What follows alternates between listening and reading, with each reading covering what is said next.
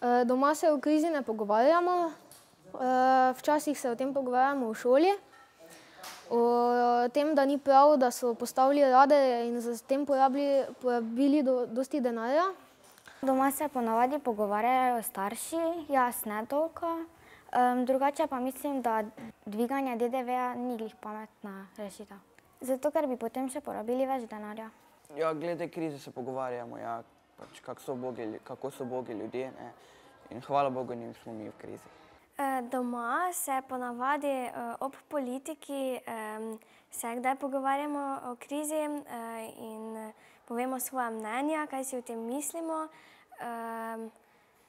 Predvsem smo se pogovarjali o teh radarjih, ki jih je postavil predsednik oziroma župan Franc Kangler. In menim, da to ni bilo prav. Se je porabil tudi zelo veliko denarja za to.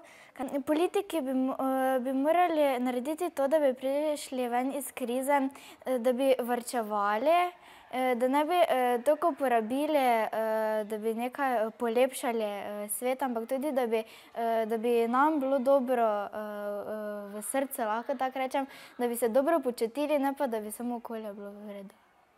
In bogati ljudje bi lahko odstopili denar tistim, ki nimajo za hrano in oblačila, saj so ljudje zelo revni.